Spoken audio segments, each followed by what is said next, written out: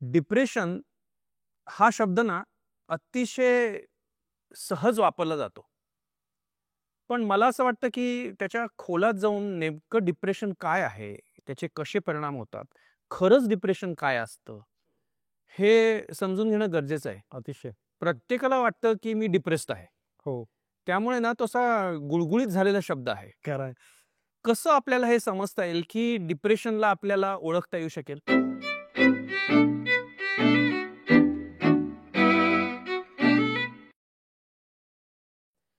Depressed mood म्हणजे उदासपणाची भावना ही आपल्याला अतिशय ओळखीची भावना आहे.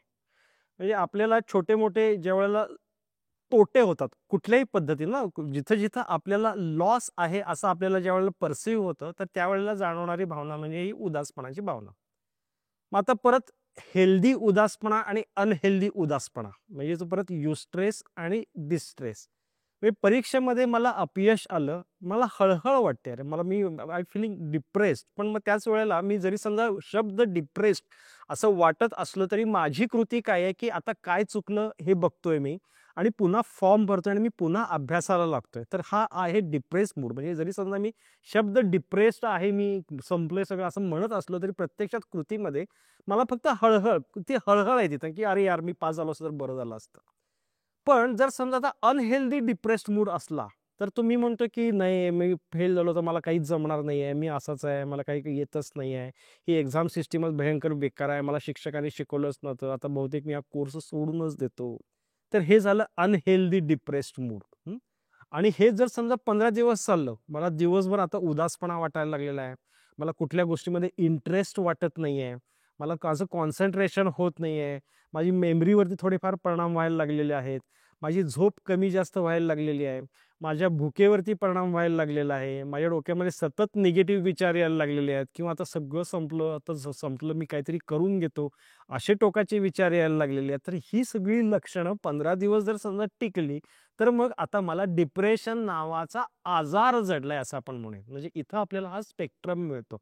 एक आहे हेल्दी डिप्रेस मूड, की ठीक आहे, ते हळहळ आहे. त्याच्यानंतर आहे अनहेल्दी डिप्रेस मूड, थोडासा विवेक आला की हे जातं आणि हे जर समजा 15 दिवसापेक्षा जास्त टिकायला लागलं, तर मग तो बिकम्स डिप्रेसिव्ह एपिसोड. मग अशा वेळेला आपल्याला काहीतरी इंटरव्हेन्शन हे करणं गरजेचं असतं. तर असा हा फरक आपल्याला लक्षात घेता येतो. काही चिन्ह असू शकतात डिप्रेशनची? जसं मला आठवतं, मला ॲक्सिडेंट झाला होता आणि मी बरा होत नव्हतो त्यातनं. तर एक 8व्या-9व्या महिन्यात एका दिवशी मी एकदम ढसाढसा रडायला लागलो. हो, हो, हो. ती मी वाचली स्टोरी तुझी Facebookला. तर अशी काही चिन्ह असू शकतात ज्याने जाणवू शकतं, की नाही बाबा, मला खरंच डिप्रेशन व्हायला लागलंय? हो.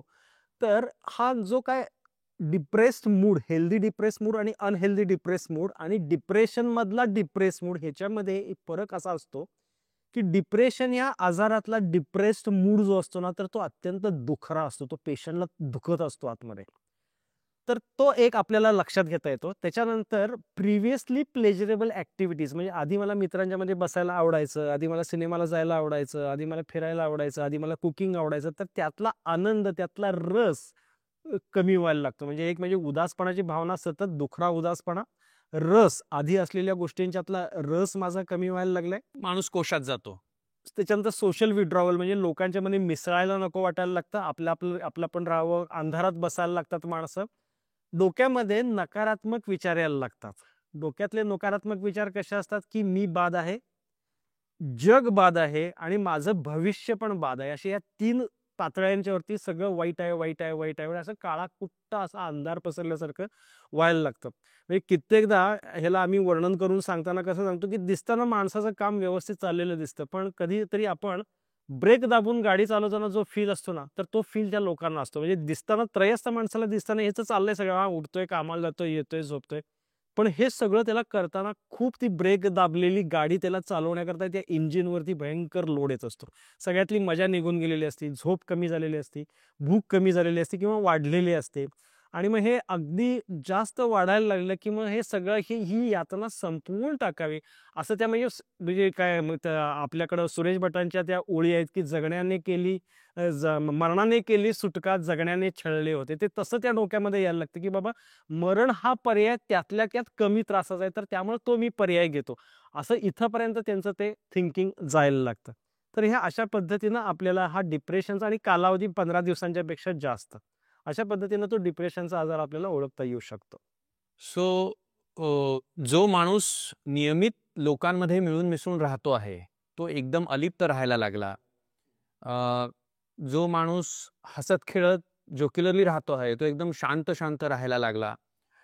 जो माणूस खूप आनंदी आहे, तो छोट्या छोट्या गोष्टींनी चिडचिडा व्हायला लागला किंवा रडायला लागला. कळायला लागला. ही सगळी डिप्रेशनची सुरुवातीची चिन्ह असू शकतात. बोलण्यामध्ये निराशा यायला लागते. आता माझा तुला काही त्रास नाही, माझं काय आता संपलंय माझं सगळं.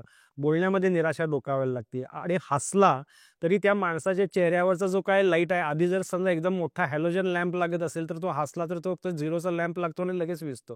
थोडासा मंद स्मित करतो आणि तो लगेच असा आकसून जातो माणूस.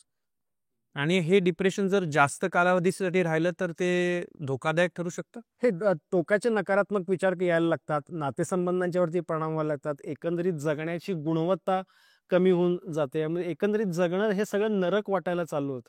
मला वाटतं याच्यात फॅमिली, फ्रेंड्स हे कुठल्या प्रकारे मदत करू शकतात का? अगदी, अगदी यामध्ये मदत करताना ना, लोकांना ना अशा नकारात्मक भावना जिथं प्राबल्य आहे, तर त्या लोकांशी कसं डील करायचं हे जमत नाही लोकांना. एक कॅटेगरी असते ते म्हणतात, की "अरे तोंड पाडून काय बसलायस? हस बघू. माझ्याकडे बघ. एवढं टेन्शन असून सुद्धा मी कसा कसा असा भारी आहे." मग या माणसाला वाटायला लागतं, की अरे सगळ्यांना एक किरकोळ वाटते, मलाच जमत नाही. म्हणजे तो आणखीन तो गाळामध्ये जातो. घरात त्याची बायको म्हणायला चालू करते, की "अहो आमच्याकडे तरी बघा. आमची मुलीची जबाबदारी आहे तुमच्यावरती आणि असं तुम्ही टोकाचं बोलून कसं चालेल?"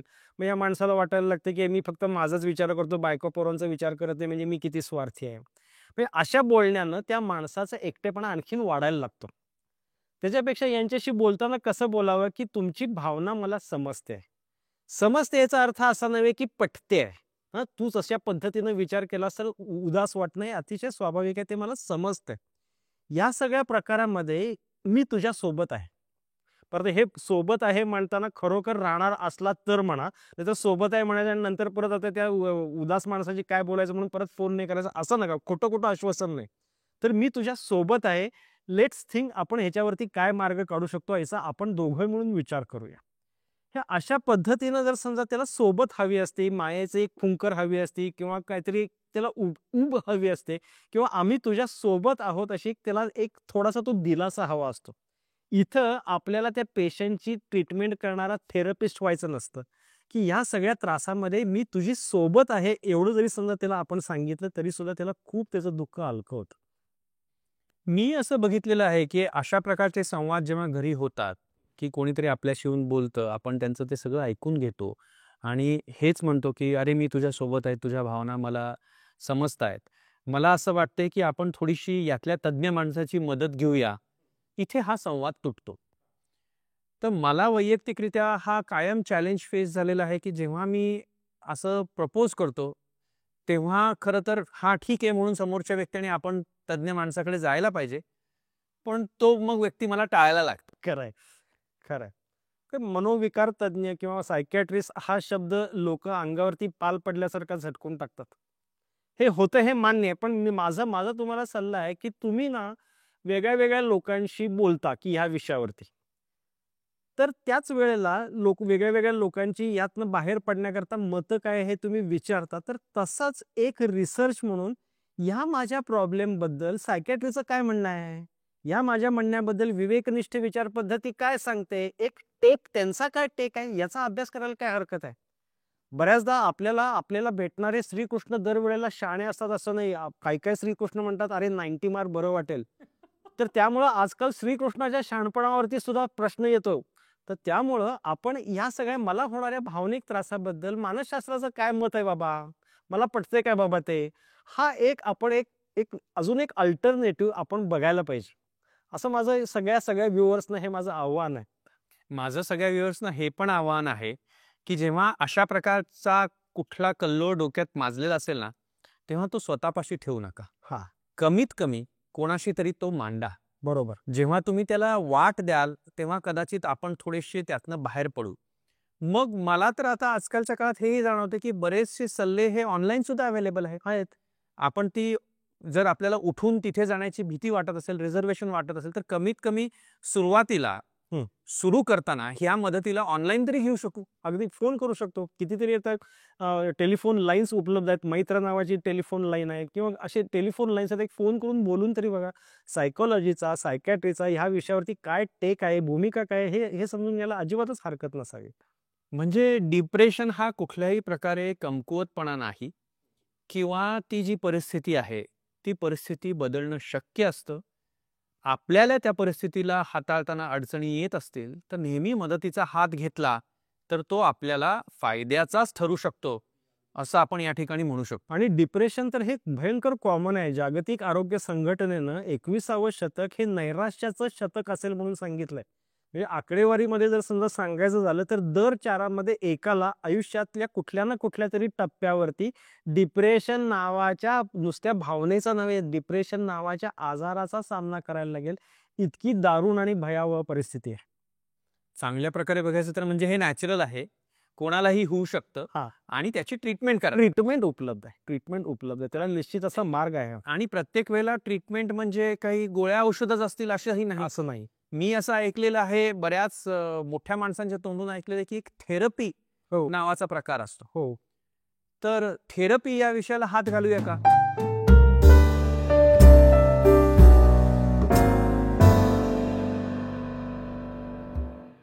आजचा व्हिडिओ पाहिल्याबद्दल खूप खूप धन्यवाद. तुमच्याकडे काही प्रश्न असतील तर कमेंटमध्ये नक्की विचारा.